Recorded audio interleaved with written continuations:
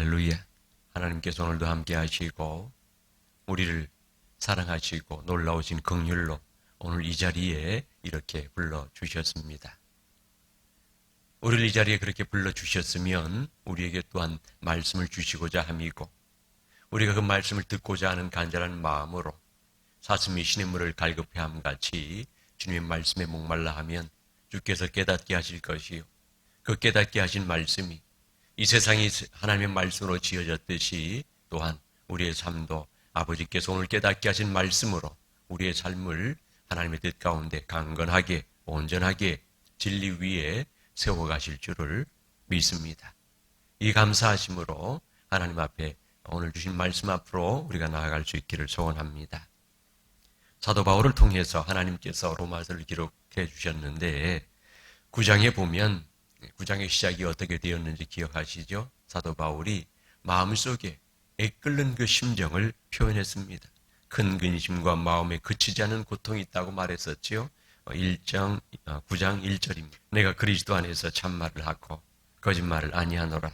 나에게 큰 근심이 있는 것과 마음에 그치지 않는 고통이 있는 것을 내 양심이 성령 안에서 나와 더불어 증언하노니. 그것은 자신이 지금 하나님을 만나고 그 안에서 누리고 있는 구원의 기쁨과 그 자유를 나와 동족된 유대인들은 누리지 못하고 있었기 때문에 그 마음에 근심과 고통이 있었습니다.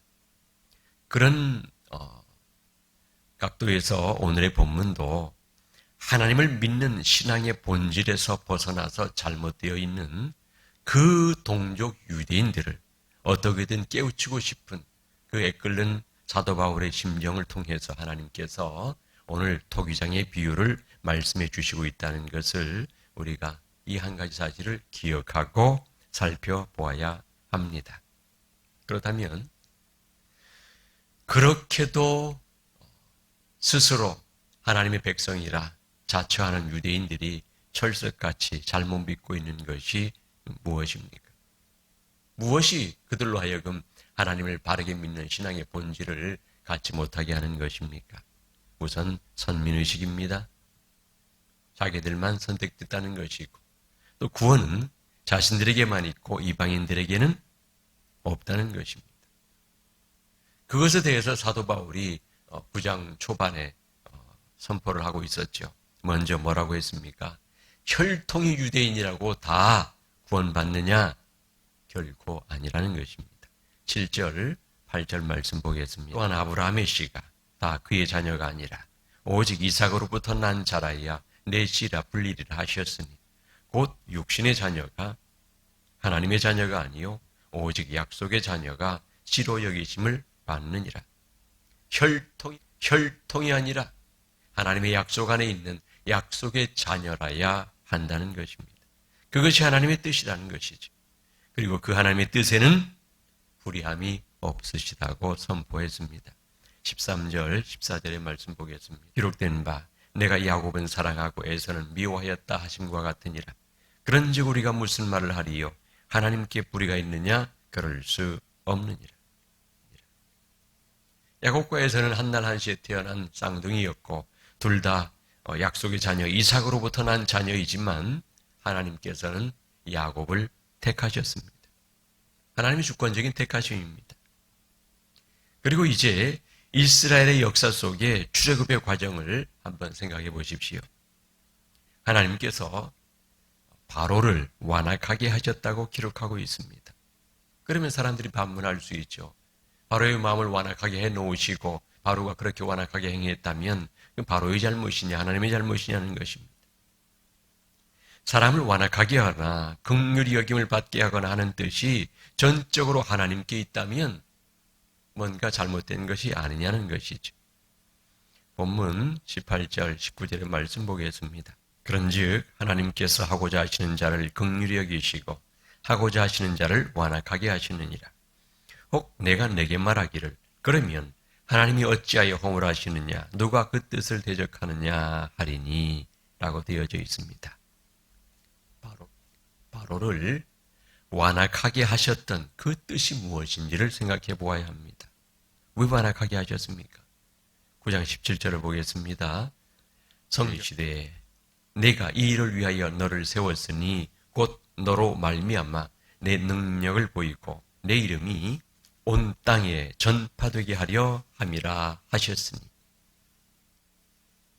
이 땅의 인류, 유대인들에게만 아니라 이방인들까지 모든 사람들에게, 어느 지역에요? 온 땅에 하나님의 능력을 나타내시고 하나님의 이름이 온 땅에 알려져서 구원에 이르기를 바라셨던 것이 하나님의 뜻입니다. 바로를 완악하게 함으로. 어떻게 해요? 바로가 완악함으로 하나님께서 하나님 되심의 능력을 애굽 온 땅에 나타내셨습니다. 그리고 그 역사, 그 일들은 온 세상에 하나님의 되심의 증거로서 세상에 선포되었던 것이죠. 그러나 결국 하나님, 공평하신 하나님께서는 바로에게도 악인에게도 하나님께서는 긍휼의 기회를 주십니다. 이제 여기에서 유대인들의 강력한 항거가 있는 반문이 쏟아지게 되는 것이죠. 우리가 선택받은 민족인데 왜 이방인들에게도 구원이 있느냐라는 것입니다. 여기서 하나님께서 선포하시는 것이 토기장이의 비유입니다. 20절, 21절입니다. 이 사람아, 내가 누구이기에 감히 하나님께 반문하느냐? 지음을 받은 물건이 지은 자에게 어찌 나를 이같이 만들었느냐 말하겠느냐? 통이장이가 진흙 한 덩이로 하나는 귀 있을 그릇을, 하나는 천이 있을 그릇을 만들 권한이 없느냐? 라고 말씀하십니다. 무슨 말씀일까요? 너 자신을 알라는 것입니다. 너는 지음받은 자요, 결코 토기장이가 아니라 진흙이라는 것입니다. 토기장이의 선택과 그 주권에 대해서 흙이 무슨 주장할 것이 있습니까? 없습니다.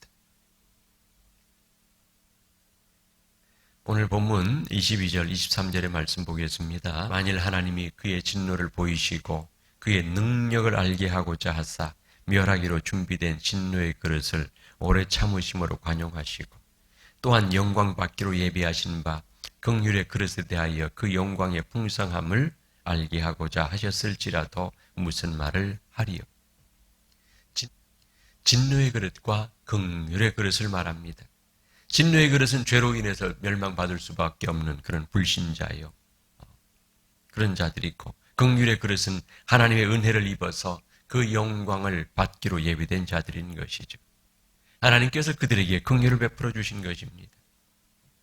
그들에게 있는 어떤 선함이나 그들에게 있는 어떤 특별한 공로 때문으로 인한 것이 아닙니다.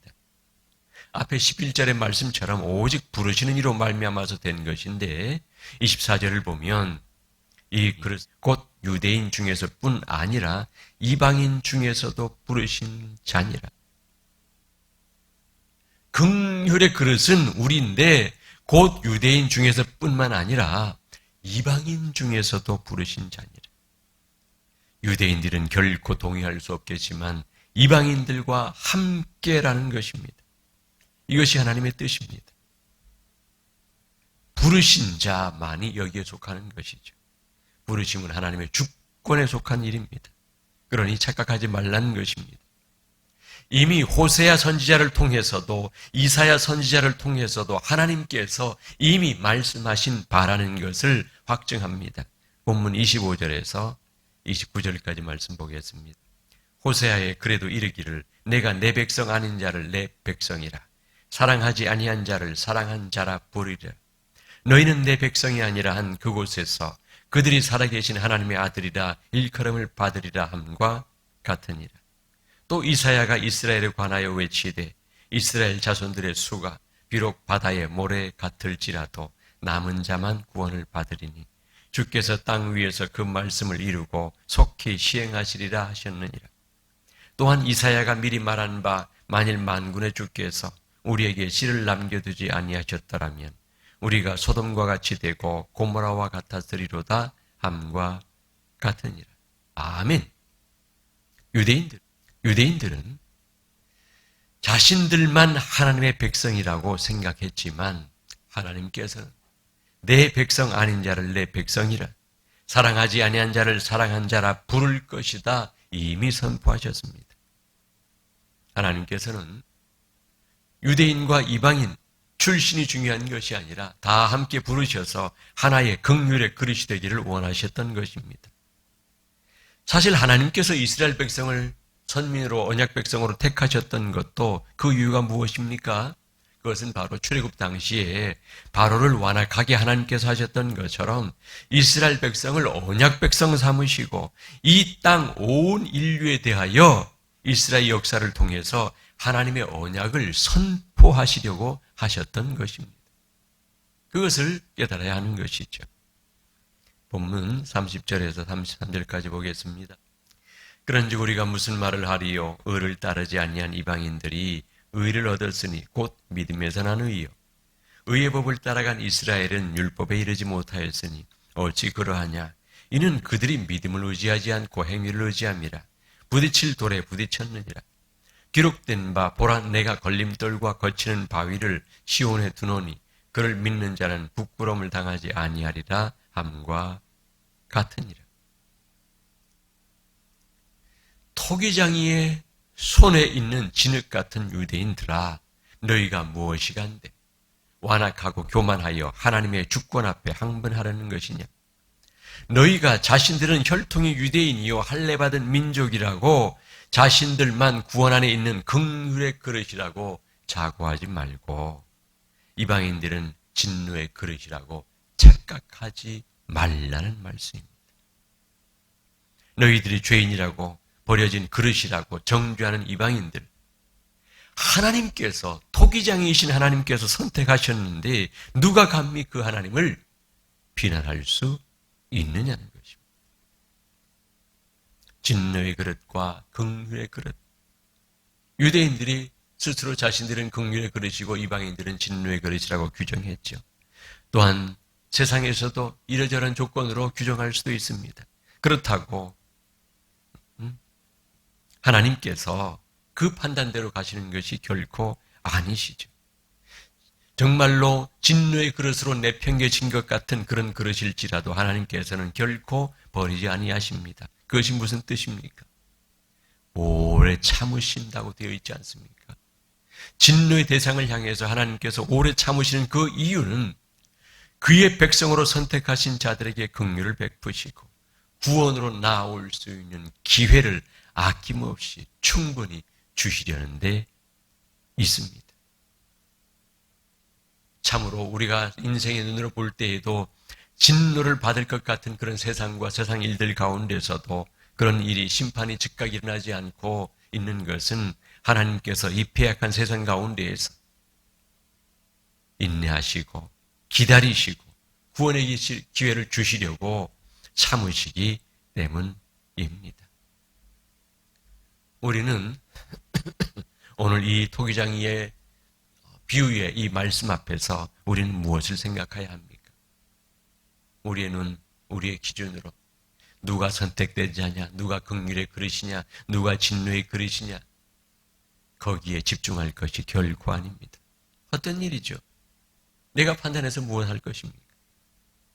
그것에 집중할 것이 아니라 하나님께서 얼마나 긍휼하시고 나를 사랑하여 주시는 분이신지 그 사랑을 신뢰하고 하나님의 뜻을 따라서 살아가고자 하나님 내게 향하신 그 뜻을 매 순간마다 구하면서 살아가야 합니다.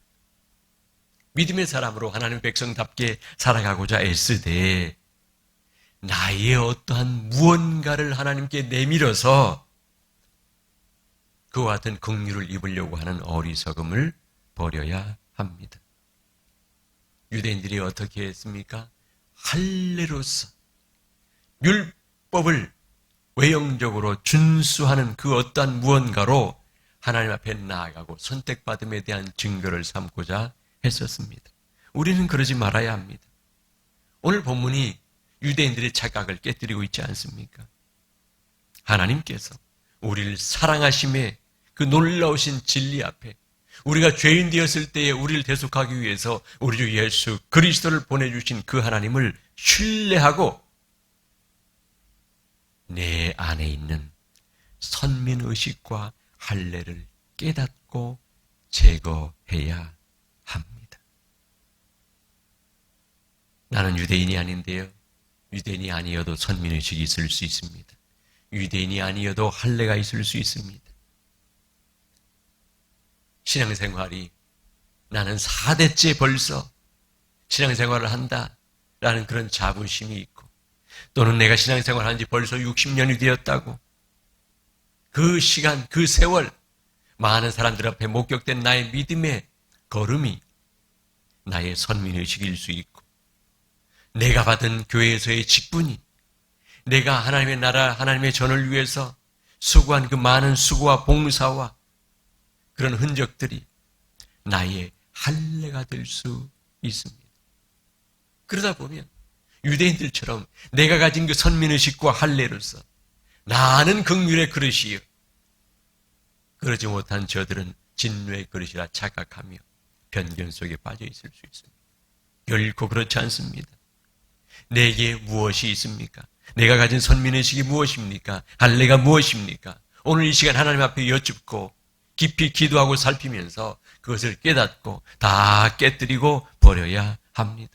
겸비하게 토기장이의 손에 있는 진흙처럼 내가 무엇을, 나의 어떠함을 나타낼 수 있습니까? 하나님께서 빚으시도록, 하나님의 뜻으로 만들어 가시도록 오직 믿음으로만 응답하면서 주께 나아가야 합니다. 토기장이의 그 손에 있는 진흙으로서 어느 진흙이 나는 선민이다, 나는 할례를 받았다, 허탄한 것이고, 도리어 그런 것들 때문에 하나님의 은혜가 은혜되어서 그 삶에, 그 영혼에 누리지 못하게 되어지지 않았습니까? 오늘 본문에 왜 유대인들을 향한 이 편견을 깨뜨리려는, 잘못된 믿음에 대해서 깨뜨리려고 하나님께서 날선 말씀으로 선포하시는 것입니까? 유대인들에게만 주시는 말씀입니까? 결코 아닙니다. 오늘날 이 세대에, 또한 다음 세대에도 하나님을 믿는다고 자처하면서 살아가는 어떠한 신앙인들일지라도 그들이 유대인들처럼 선민의식을 갖고 어떤 할례, 나의 무엇인가를 갖고 그것으로 나타내며 그것으로 긍휼의 그릇이라고 자처하면서 하는 헛된 믿음 생활에서 빠져나오기를 바라셔서 주님께서 사도 바울을 통해서 이 말씀을 선포하신 것입니다. 내가 유대인이 아니라고 착각하지 마십시오. 그냥 편히 내려놓지 마십시오. 내게도 있습니다. 내게도 깨뜨려야 할 선민의식이, 깨뜨려야 할 할례가 있습니다. 주님 앞에 구하면 주님께서 깨닫게 하실 것입니다. 그리고 주님의 방법과 그 뜻으로 깨닫게 하시고 회개의 눈물로 진정 주님께서 이끄시는 그 은혜의 손을 붙잡고 나아갈 수 있을 줄을 믿습니다. 하나님께서 도우십니다. 기도하겠습니다. 하나님 아버지, 유대인들이 잘못된 믿음을 가지고 선민의식을 가지고 할례를 가지고 형식적이고 외식적인 믿음, 본질을 떠난 믿음을 가졌다고 우리가 우리의 눈으로 판단하면서 보는 순간, 또한 우리도 얼마든지 선민의식을 갖고 할례를 가지고 긍휼의 자손이라 착각할 수 있음을 압니다. 아버지의 말씀을 통하여 깨닫게 하셨사오니 이제 그 모든 것을 내려놓고 겸비하게 진흙과도 같은 자, 하나님의 은혜로 빚어져야만 긍휼의 그릇이 될 줄을 믿고 주께 온전히 의탁하여 살아가게 하옵소서. 나를 향하여 매 순간 주께서 주시는 그 뜻이 무엇인지 살피고 궁구하며 그 뜻을 깨닫고 순종하며 살아가는 저희 되게 하여 주시옵소서. 우리를 사랑하시고 우리에게 구원의 은혜를 베풀어 주신 우리 주 예수 그리스도의 이름으로 기도 올립니다. 아멘.